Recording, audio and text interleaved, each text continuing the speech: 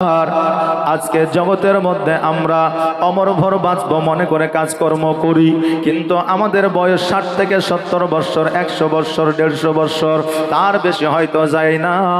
কিন্তু আল্লাহ তাবারাক তাআলা জগতের মধ্যে যতদিন জায়গা হায়াত দিয়েছে ততদিনই থাকবে, 1 সেকেন্ড আগেও যাবে না, 1 সেকেন্ড পরেও যাবে না। কারণ আমার আল্লাহ বলেছে, বান্দারে কুল্লু নাফসিন যায়কাতুল মাউত, যার মধ্যে প্রাণ আছে, জান আছে, তাকে মওতের স্বাদ গ্রহণ করতে হবে, মওতের স্বাদ তাকে চাকতেই হবে।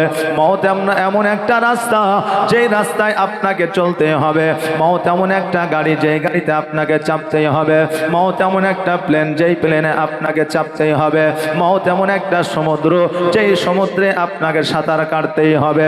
আজকে জগতের 60 বছর বাঁচার জন্য গাড়ি বাড়ি টাকা পয়সা অট্টালিকা অর্জন করলেন, বলুন যে কবরে অমর ভর থাকবে, ওই কবরের জন্য কি করলেন? আমার নবী বলেছেন, জগতের মধ্যে 3টা মানুষের মুখ কাবার দিকে থাকবে না। কাবার দিকে মুখ করে দিও, যদি তাকে দাফন করে দেওয়া হয়, তার মুখটা সঙ্গে সঙ্গে কাবা থেকে ফিরিয়ে দেওয়া হবে। 3টা কারণে কাবার দিকে তার মুখটা থাকবে না। যেই মানুষের মধ্যে 3টা কারণ থাকবে, ওই মানুষের মুখটা কাবার দিকে থাকবে না। 1 নম্বর হইল, যেই মানুষ নেশাগ্রস্ত অবস্থায় থাকে, তাস খেলে, জুয়া খেলে এবং মদ খায়, গাঁজা খায়, তাড়ি খায়, তাদের মুখটা কোনোদিন কাবা শরীফের দিকে থাকবে না। দ্বিতীয়ত হলো, যারা গীবত করে, ওই গীবতকারীর মুখটা কাবার দিকে থাকবে না। তৃতীয়ত হলো, যারা আওলাদে রাসূল, আলে রাসূল, আলেমে দ্বীন, তাদের পিছনে যারা গীবত করে, তাদের পিছনে যারা কথা বলে, তাদেরকে যারা গালিগালাজ করে, তাদেরকে যারা অন্যায় কথা বলে, তাদেরও মুখ কাবার দিকে থাকবে না। জোরে বলেন সুবহানাল্লাহ। আমার রাসূল পাক সাল্লাল্লাহু তাআলা আলাইহি ওয়াসাল্লাম মেরাজের রাত্রিতে, যেই দিন মেরাজের রাত্রি কমপ্লিট করে যেই দিন জগতের মধ্যে আসলেন, সাহাবীরা বলতেছেন, হুজুর গো, আপনি ঊর্ধ্ব গমনে গিয়ে কি দেখলেন? আমার নবীজি বললেন, সবই দেখলাম, কিন্তু একটা সবচাইতে ভয়াবহ একটা জায়গা দেখলাম, যে জায়গাটা হলো জাহান্নাম। জোরে বলেন সুবহানাল্লাহ। সাহাবীরা বলল, হুজুর গো, ওই জাহান্নামে কে যাবে, কে যাবে? আমার নবীজি বললেন, জাহান্নামে নারী ও পুরুষ যাবে, তবে একটা কথা শুনে না, নারীরা সব চাইতে বেশি জাহান্নামী হবে, সব চাইতে বেশি নারীরা জাহান্নামে যাবে। সাহাবীরা বলল, হুজুর গো, নারীরা বেশি বেশি নামাজ পড়ে, নারীরা বেশি বেশি ইবাদত করে, নারীরা বেশি বেশি আল্লাহ আল্লাহ করে, কারণ নারীদের চাইতে পুরুষরা কম ইবাদত উপাসনা করে, পুরুষের চাইতে নারীরা বেশি ইবাদত করে, কিন্তু নারীরা বেশি কেন জাহান্নামের মধ্যে যাবে? নবী আমার বললেন, নারীরা 3টা কারণে জাহান্নামে বেশি যাবে। 1 নম্বর কারণ হইল, যারা স্বামীর সঙ্গে মুখে মুখে তর্ক করে, গালিগালাজ করে, যারা গীবত করে, অপর নারীর সম্মুখে অপর নারীর গীবত করে। আর 3য় নম্বর হলো, যারা বেপরদায় রাস্তাঘাটে পথে চলে। জোরে বলেন সুবহানাল্লাহ। এই 3টা কারণে নারীরা বেশি জাহান্নামে যাবে। আমার নবী পাক সাল্লাল্লাহু তাআলা আলাইহি ওয়াসাল্লাম বললেন, সাহাবীরা 2 চোখের পানি ছেড়ে দিয়ে আমার নবীজিকে বললেন, হুজুর গো, নারীদেরকে জাহান্নাম থেকে বাঁচাইতে হইলে কি করতে হবে? আমার নবীজি বললেন, সাহাবীরা, নারীদের ছোট্ট থেকে পর্দাশীল হতে হবে, তবেই নারীরা জান্নাতের মধ্যে প্রবেশ করবে।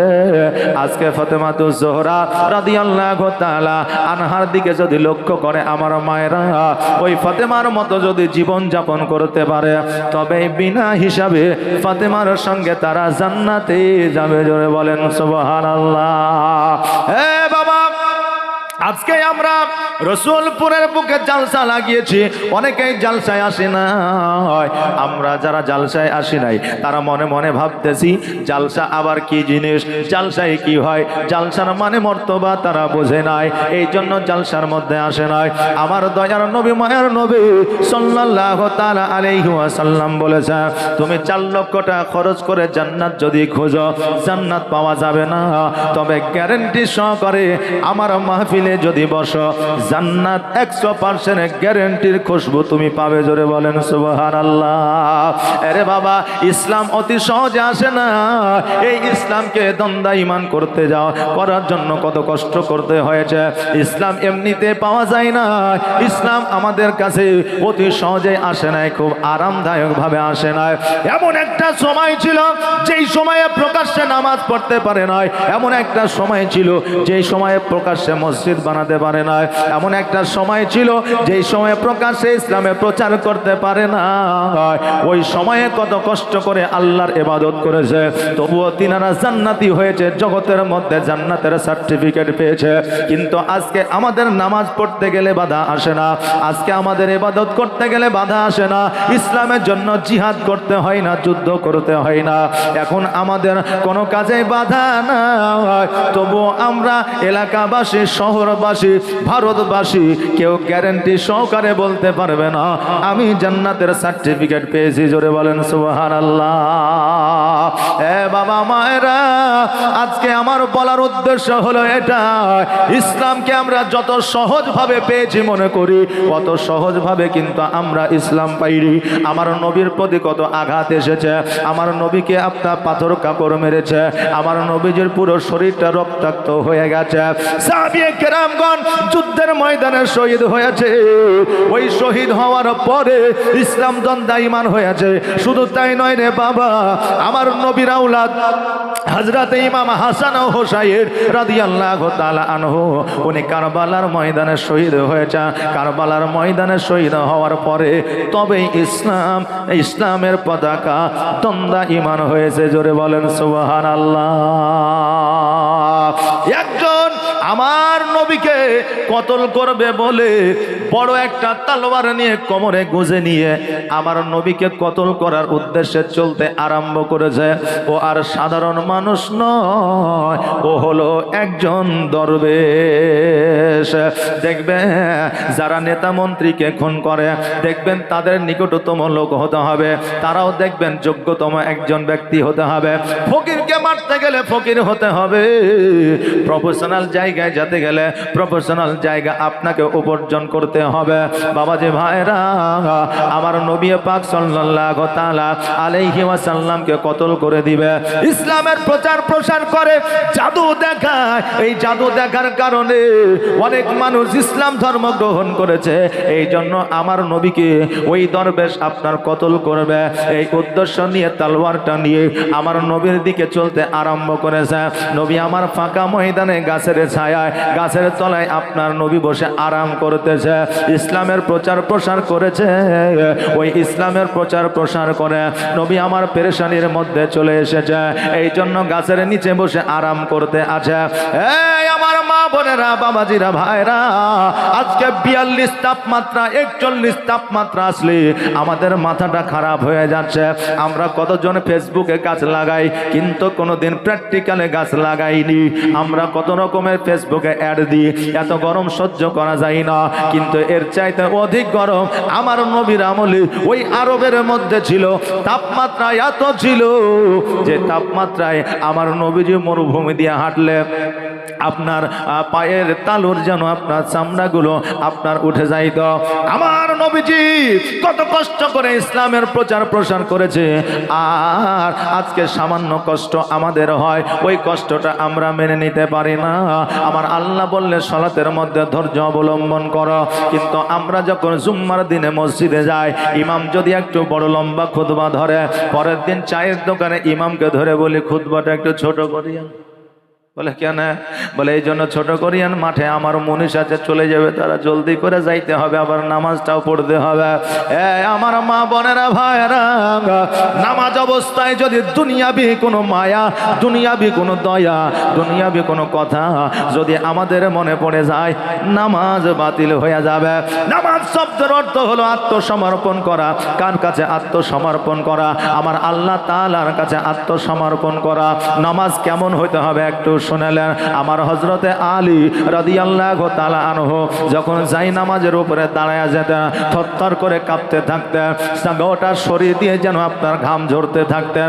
সাহাবায়ে কেরামগণ বলেছিলেন, ওগো হুজুর, আমরাও নামাজ পড়ি, আপনিও নামাজ পড়েন, আপনি যখন নামাজে দাঁড়ায় যান আপনার শরীর থেকে ঘাম ঝরে, আপনার শরীরটা থরথর করে কাঁপে, কারণটা কি? আমার হযরতে আলী রাদিয়াল্লাহু তাআলা আনহু বলেছিলেন, শোনো রে,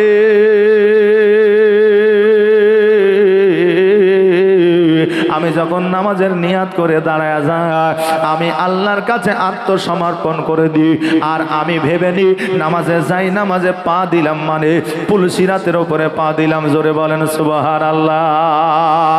এই জন্য আমার ভয়ে আপনার গা দিয়ে ঘাম ঝরে, আর আমি পুলসিরাতের উপরে যখন পা দিয়ে দিই, নিচে সাপ বিচ্ছু কাটা খোঁজ আছে, না জানি কখন পড়ে যাব, আর পড়ে গেলে কষ্ট হবে। এই জন্য আমি আলী ভয়ে থরথর করে কাঁপতে থাকি। জোরে বলেন সুবহানাল্লাহ। আরে বাবা, যেই হযরত আলী জান্নাতের সার্টিফিকেট জগতের মধ্যে পেয়েছি, উনি নামাজ পড়তে গিয়ে যদি কাঁপতে থাকে, উনি নামাজ পড়তে গিয়ে যদি শরীরটা ঘামতে থাকে, আমরা নবীর সামান্য উম্মতি মসজিদের নামাজে গিয়ে নিয়াত করি আল্লাহু আকবার বলে, আর নিয়াত করার পরে চতুর্দিকের চিন্তা ভাবনা আমাদের মধ্যে চলে আসে। এমন মুসল্লি আছে যারা জোর জবরদস্তি মসজিদে যায়, লোক দেখানোর জন্য যায়, মান ইজ্জতে যায়, সম্মানের জন্য যায়। ছেলে চাকরি করে, ছেলে বড় হয়েছে, ছেলে আমার নামাজ পড়ে, আমি পড়ি না, কিন্তু না গেলে তো বদনাম হবে, এই জন্য মসজিদে যায়। কোন মানুষ বয়স হয়েছে যায় না, ইমাম সাহেব ধরে নিয়ে গেছে, চলেন নামাজটা পড়বেন, আর কতকাল। এবার সে মনে মনে বলছে, হায় রে, আমি তো চাই না নামাজ পড়তে, কিন্তু ইমামের কথা অমান্য করতে পারি না, পাড়া প্রতিবেশী আমাকে লজ্জা দেয়, এই জন্য নামাজে যাই।